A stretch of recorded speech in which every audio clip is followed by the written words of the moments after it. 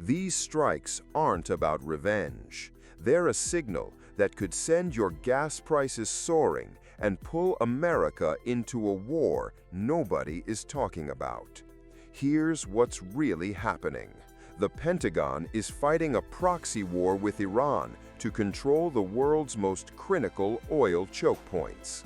But the real target isn't just in Tehran, it's in Beijing. On January 28th, a single drone slipped past the defenses of a remote US base in Jordan and changed everything. The attack on Tower 22 killed 3 American soldiers and wounded dozens more. The White House immediately pointed the finger at Iran-backed militias. President Biden promised a response, and days later, it came.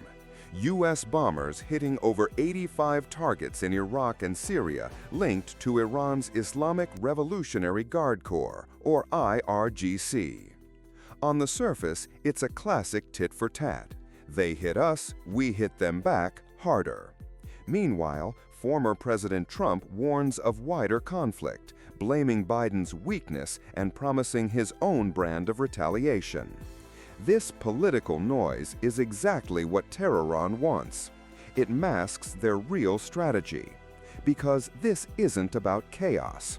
It's a calculated move in a much bigger game. The question is, what is Iran's actual goal? To understand what's happening, you have to look past the explosions.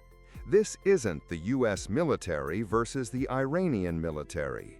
It's the US fighting a ghost network. If this already makes you see the headlines differently, subscribe. We decode the power behind the news every week. Iran has spent decades building a ring of proxy militias across the Middle East. Hezbollah in Lebanon, the Houthis in Yemen, Kataib Hezbollah in Iraq. These groups give Tehran perfect plausible deniability. They can attack American interests, and Iran can claim its hands are clean. It's a strategy of death by 1,000 cuts. And the real targets are the world's economic arteries. Look at a map. The Houthis, armed by Iran, are shutting down the Bab el-Mandeb Strait, a choke point for 12% of global trade. The bigger prize is the Strait of Hormuz, which Iran has repeatedly threatened to close. Over 20% of the world's oil flows through there every day. By demonstrating they can disrupt these routes at will, Iran gains massive leverage against US sanctions. It's economic warfare. But the ultimate audience for this chaos isn't in Washington, it's in Beijing. China is Iran's biggest economic partner and its #1 oil customer. Every barrel of oil Iran sells to Beijing weakens US sanctions. And every American missile, soldier, and aircraft carrier forced to focus on the Middle East is one less that's in the Pacific challenging China. Iran is proving its value to Beijing as a strategic partner that can bog down its main rival, the United States, in a forever conflict. The political division in the US, with Trump and Biden offering wildly different visions, makes America look unstable and unreliable to its allies, and makes it easier for powers like Iran, Russia, and China to push the boundaries. So what does this global chess match mean for you? It's simple: your money and your safety. Instability in the Middle East immediately spooks oil markets. That means higher prices at the pump in your town, whether you're in Texas or Toronto.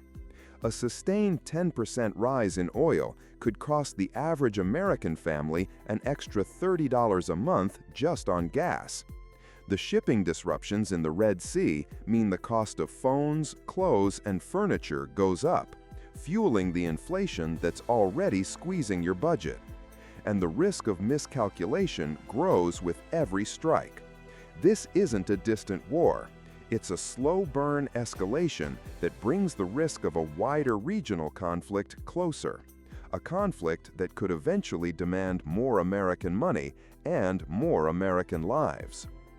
So, is America's role as the world's policeman actually making you less safe? These recent strikes are far more than simple retaliation. They're the latest move in a shadow war for control of the global economy, where Iran uses its proxies to bleed the US, all while signaling its value to its most powerful ally, China. To stay ahead of the next global crisis that will inevitably hit your wallet, make sure you're subscribed. We keep decoding the power plays before they become headlines. Next week, we're investigating how China is using a new kind of digital colonialism in Africa to lock the US out of the continent's most valuable resources. You will not want to miss it. The power behind the headline. The World Decoded.